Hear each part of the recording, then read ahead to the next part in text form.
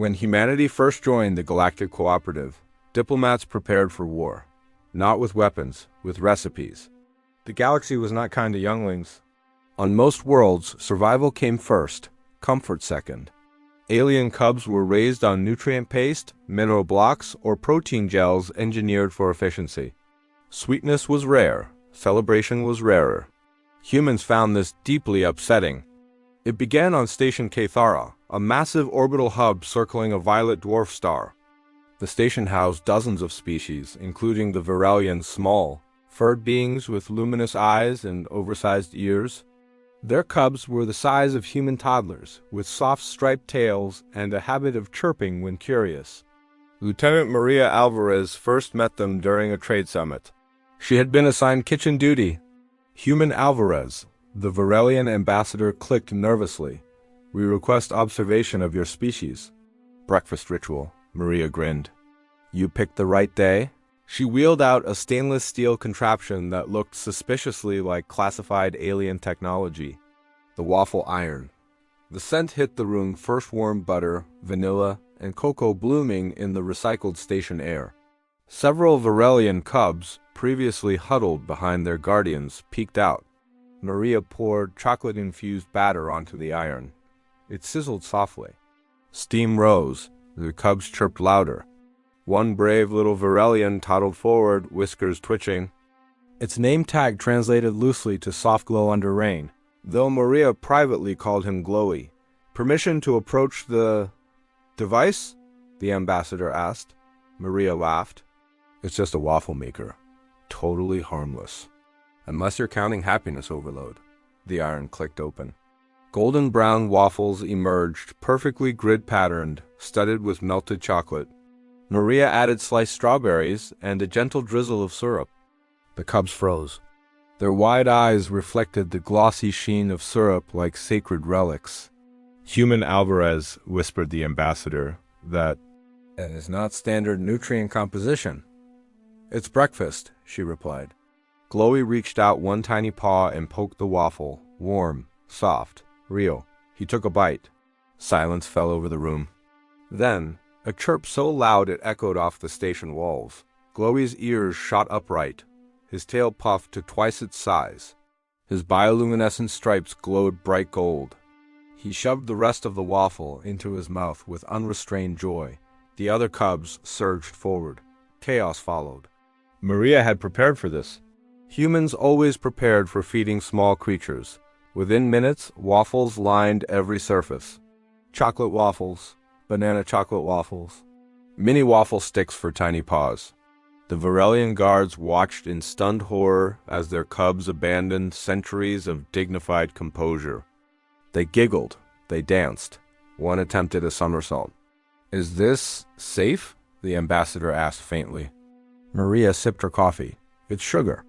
They'll nap in an hour." What happened next was not predicted by any galactic model.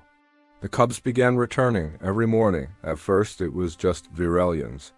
Then the Thraxian broodlings, six-legged reptilian hatchlings with sharp little teeth arrived. They claimed to be conducting diplomatic observation, but ended up fighting over powdered sugar. Then came the floating NIMBY toddlers, translucent jelly-like beings who pulsed pastel colors when excited. Chocolate waffles made them shimmer rainbow. Within weeks, Station Cathara had a line outside Human Culinary Deck 3. The Cooperative Council convened an emergency session. "This cannot continue," argued one elder delegate. "Younglings are requesting choco waffle instead of approved nutrient paste." A human representative leaned forward calmly. "And? They are?" "Happier." The chamber went silent. Across the galaxy, the reports were similar. Cub behavioral stress markers dropped. Night terrors decreased. Growth rates improved slightly. Social bonding increased dramatically, all because of waffles. But the real turning point came during the Black Nebula incident. A solar flare disabled Station Cathara as outer shields. Power fluctuated. Systems failed. Panic spread. Younglings across the station began to cry. The cooperative had evacuation protocols. It had emergency rations. It did not have comfort. Maria and her kitchen crew acted without orders. Portable generators were rerouted. Waffle irons powered on. In the dim emergency lighting, humans cooked. The smell spread through dark corridors like a promise. Cubs emerged from hiding spots, trembling. Guardians followed, confused but desperate. Maria knelt and handed Glowy a warm chocolate waffle. He sniffed it, recognized it. His glowing stripes brightened just slightly. He took a bite. His chirp small but steady cut through the station's alarm sirens. Other cubs began eating. The crying slowed. Tiny paws reached for syrup. Jelly toddlers pulsed calm blues and pinks. Even the sharp-toothed Thraxians settled, crunching happily. The humans moved through the station, distributing waffles like edible reassurance. Later, investigators would note something remarkable. Panic-related injuries during the blackout were 63% lower than projected, because the young were calm, because humans had brought breakfast. After shields were restored and systems stabilized, the Cooperative Council issued an official declaration: human culinary practices recognized as essential emotional infrastructure. Maria framed the certificate above the waffle station. Soon, Chocolate Waffle Day became an interspecies holiday on Cathara. Recipes were adapted for different biochemistries: lactose-free versions, mineral-enriched batter, low-gravity waffle spheres for NIMBY hatcheries. Human chefs began traveling between worlds, teaching parents how to make batter from local ingredients. The recipe translated into 412 languages. The galaxy had discovered something profound. Efficiency feeds the body. Sweetness feeds the soul. Years later, when the Virelian cubs had grown into diplomats and scientists, many cited a particular childhood memory in their cultural archives. The first bite of chocolate waffle, the warmth, the softness. The realization that another species had taken time not to optimize them, but to delight them. At a galactic summit decades after that first breakfast, Ambassador's soft glow under rain, no longer small, no longer striped in childish brightness, stood beside Maria Alvarez, now retired. "We once believed strength meant endurance," he addressed the chamber. "Humans taught us that strength can also mean kindness, that survival is not enough, that younglings deserve joy." He paused, ears tilting fondly toward Maria. "And that chocolate improves diplomacy." The chamber rippled with amusement. Outside, in the summit's grand hall, a new generation of cubs gathered around steaming waffle stations, tails wagging, scales rattling, membranes fluttering. Human volunteers flipped waffles with practiced precision. One small NIMBY floated up to Maria and asked, "Is it true humans invented this?" She winked. "We perfected it." Across the stars, humanity became known not just as explorers or engineers, but as the species who saw tiny alien cubs eating nutrient paste and decided the galaxy deserved chocolate waffles instead. And somehow, in doing so, conquered hearts far more effectively than any fleet ever could. The galaxy should have known it wouldn't end with waffles. It never did with humans. 3 years after Chocolate Waffle Day became an interspecies holiday, the Galactic Cooperative faced an unexpected crisis: syrup shortages. It began on the forest world of Virelia Prime. Native sap harvesters reported unusual demand spikes. Entire groves of luminescent sugar trees were being tapped at unsustainable rates. On Thraxos, mineral-sweet resin reserves were depleted 22% ahead of forecast. Even Earth's maple exports had tripled. All because of cubs. Specifically because chocolate waffles without syrup were, according to a joint youngling statement, a tragedy. The Cooperative Council assembled in mild panic. "This is destabilizing regional trade," one elder hissed. "Cargo routes are clogged with sweet liquids." A human logistics officer raised a hand. "Respectfully, that's because you're treating syrup like fuel instead of culture, Ambassador." Soft Glow Underrain, still known affectionately as Glowy to Maria, tilted his ears thoughtfully. "Explain." The human tapped a holographic display. It showed footage from dozens of worlds, alien parents and human chefs cooking together, cubs laughing, guardians sharing breakfast conversations previously unheard of in species where meals were silent efficiency rituals. "Syrup," the human said, "isn't just a topping. It's participation. Drizzling it yourself, making it messy, Choosing how much sweetness you want, that's autonomy. The chamber fell quiet. For many species, younglings had never been given choices about food. Meanwhile, the cubs had noticed the tension, and they were not pleased. It started small. A Varelian hatchery posted a public message: no syrup, no summit. Then Thraxian broodlings refused to attend a ceremonial molting festival unless chocolate waffles were served, with appropriate drizzle density. The NIMBY toddlers organized what could only be described as a floating protest, pulsing coordinated amber patterns that translated to, "Sweetness is a right." The humans watched this unfold with poorly concealed pride. Maria, now head of Interstellar Culinary Relations, sighed into her coffee. We gave them waffles. We accidentally sparked a revolution. The true crisis emerged when a cargo convoy carrying Earth maple syrup was intercepted not by pirates but by desperate parents from 3 different species attempting to secure breakfast supplies. No violence occurred, just very intense negotiation. The cooperative realized something profound. The cubs' attachment to waffles wasn't about sugar. It was about comfort during uncertain times. The Black Nebula incident had not been the last emergency. Trade disputes, stellar storms, and political tension continued to ripple across systems. And every time stress rose, younglings asked the same question: are the humans making waffles? Chocolate waffles had become a signal. If waffles were cooking, things would be okay, which meant syrup shortages weren't economic. They were psychological. So humanity did what humanity always did when faced with a problem. It experimented. On Earth, agricultural scientists partnered with Varelian botanists and Thraxian mineral chemists. They developed hybrid sap trees capable of growing on multiple worlds. The NIMBY contributed enzymatic sweet compounds harvested from harmless algae blooms. Within months, a new product emerged: Unity syrup, blendable, adaptable, biochemically adjustable for 89 known species, and most importantly, delicious. The first official batch was unveiled at an emergency summit, rebranded at Glowy's insistence as the Syrup Accords. Delegates expected tense trade negotiations. Instead, they found long tables covered in waffle irons. Maria stood at the front, apron slightly flour-dusted. "Before we argue about distribution quotas," she said, "we eat." There were murmurs of scandalized protest. They faded when the smell hit the air. Chocolate batter sizzling, warm sweetness rising. Cubs invited as official observers sat in the front row, tails swishing in anticipation.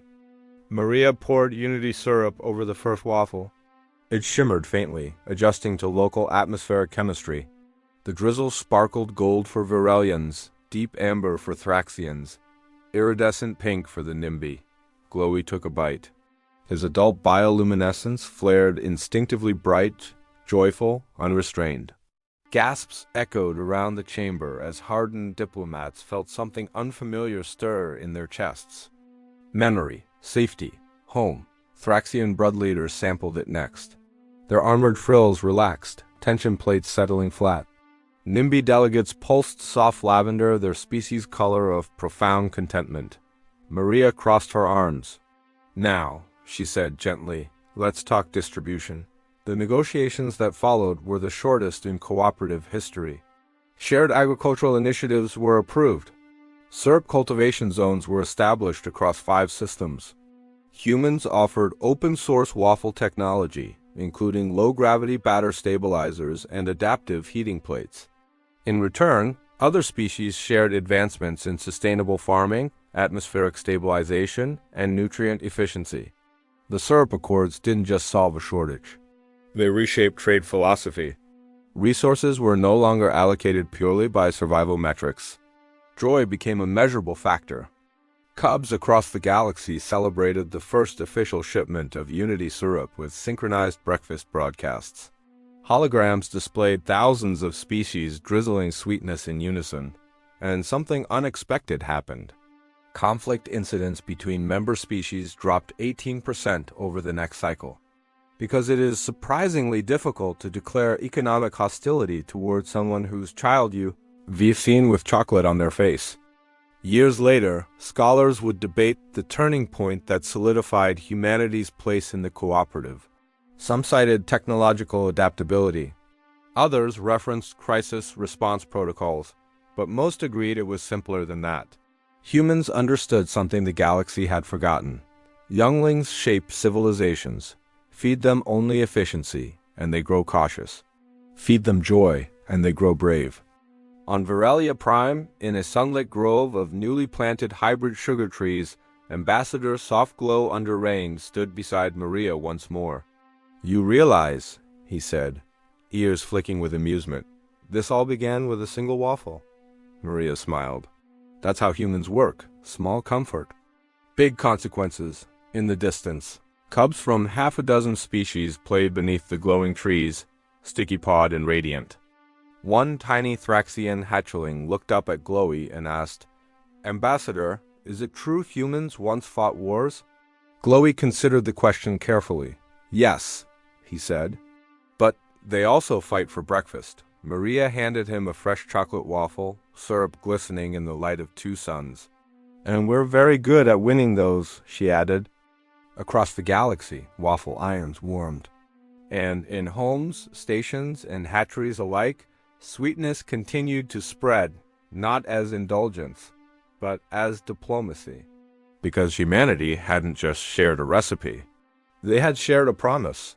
No cub in the cooperative would ever face the dark without the smell of chocolate waffles waiting on the other side. For nearly a decade, the galaxy ran on three things: trade, trust, and chocolate waffle batter. The syrup accords had stabilized sweetness across dozens of systems. Unity syrup flowed freely. Hybrid sugar trees flourished. Cubs everywhere had mastered the art of dramatic over-drizzling. Peace, historians would later say, had never smelled so good, which is why no one was prepared for the day the batter failed. It began quietly on Station Cathara. Maria, now officially director of interspecies culinary harmony, poured a fresh batch of chocolate batter into the waffle iron. It looked right. It smelled right. It did not rise. She frowned. The iron clicked open. Inside lay something tragic, flat, dense, spiritually disappointing. A Virelian cub stared at it in horror. "Is it broken?" Glowy asked carefully from behind her. Maria adjusted her glasses. "That's not a waffle." "That's a regret." Reports flooded in within hours. On Thraxos, batter refusing to fluff. On NIMBY worlds, waffles collapsing into chewy discs. On Earth colonies, chocolate separating mid-cook. Across the cooperative, younglings stared at their plates in stunned betrayal. Panic followed. Not adult panic. Cub panic. Which was far worse. A Thraxian brutaling dramatically declared, "If the waffles fall, civilization falls." The statement went viral. Within a day, #SaveTheBatter trended across 73 planetary networks. Scientists were mobilized. Agricultural experts tested grain shipments.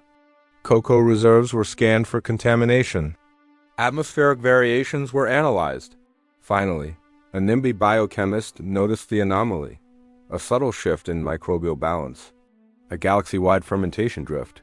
It turned out that humanity's original waffle recipe depended intentionally on a delicate network of Earth-native microflora that had gradually spread through trade routes, cargo holds, and shared kitchens. Those microorganisms helped batter aerate. And now, due to a routine sterilization upgrade across shipping lanes, they were gone. The galaxy had accidentally cleaned itself too well. Maria stood before the Cooperative Council once more. "So," said a Thraxian delegate slowly, "your waffles are alive." Maria nodded. "All good food is." Silence. Glowy rubbed his temples. "Can you fix it?" Maria's answer was pure human. "Oh, we're not just fixing it. We're improving it." Operation Starstarter began that day. Human bakers, Virelian botanists, NIMBY bioengineers, and even meticulous Thraxian mineral scientists collaborated on a project unlike any other. They would create a new shared galactic starter culture. Not owned by Earth, not dependent on a single ecosystem, but grown from all of them. Samples were gathered from dozens of world's harmless airborne yeasts, plant-friendly bacteria, symbiotic atmospheric cultures. Each species contributed a microscopic piece of their home. In laboratories orbiting twin suns, the mixture was cultivated. It shimmered faintly in containment fields, reacting in gentle pulses to different gravity conditions. When Nuria first saw it bubble properly, she grinned. That, she said, is the sound of hope. The first test took place on Cathara. Cubs gathered nervously. The memory of flat waffles still haunted them. Maria mixed the new culture into chocolate batter. She poured. The iron closed. Everyone held their breath. Steam rose stronger this time. Sweeter, the iron clicked open. Perfect golden ridges, crisp edges. Chocolate melted into soft pockets. It rose. The room erupted. Virelian cubs chirped so loudly station sensors briefly registered it as a minor seismic event. Thraxian hatchlings clacked their tiny claws in rhythmic celebration. NIMBY toddlers pulsed blinding rainbows. Glowy took a bite first, as tradition demanded. He chewed slowly. His bioluminescent stripes flared brighter than they had since childhood. It tastes, he began, voice catching slightly, bigger. Maria nodded. It is. The new starter, officially named Stella Vaned, did more than fix the waffles. It adapted. On high-gravity worlds, it reinforced structure. In low-pressure atmospheres, it compensated for expansion. In aquatic environments, it stabilized buoyant bathyspheres. For the first time, every species could grow the culture locally. The recipe no longer belonged to humanity alone. It belonged to the cooperative. The Great Batter Crisis became a case study in interstellar education. Cubs learned microbiology alongside cooking. Hatcheries installed tiny fermentation labs next to play areas. The act of feeding one another became science, culture, and collaboration woven together. Conflict analysts later observed something astonishing. The crisis could have sparked distrust. Instead, it deepened unity, because when the waffles failed, no one blamed humanity. They helped fix them. Months later, during the first Galactic Breakfast Summit after the crisis, representatives gathered beneath banners reading, "From many worlds, we rise." Waffle stations lined the hall, each featuring slight local variations, spiced chocolate from desert planets, mineral-infused cocoa from Thraxos, bioluminescent syrup swirls from NIMBY seas. Maria stood beside Glowy, watching cubs from rival systems trade toppings and laugh. You realize, Glowy said softly, this is no longer about waffles. Maria smirked. It was never just about waffles. Across the hall, a young Thraxian and a Virelian cub argued fiercely. Not about territory. About whose drizzle pattern looked more artistic. The Cooperative Council officially amended its charter that day, adding a new clause. Cultural nourishment is essential to galactic stability. In practical terms, that meant shared meals would precede major negotiations. In symbolic terms, it meant the galaxy had changed. Humans had once been known for adaptability in war. Now they were known for adaptability and care. As the summit concluded, a tiny NIMBY floated up to Maria holding a slightly misshapen waffle. It's not perfect, the toddler pulsed shyly. Maria examined it carefully. The edges were uneven. Chocolate pooled strangely on one side. It's rising, she said gently. That's what matters. The toddler shimmered proudly. Above them, holographic displays projected the Stella Vane culture, a microscopic blend of worlds forever bubbling, forever alive. A reminder that even something as small as batter could connect stars. And as long as it rose, so would they.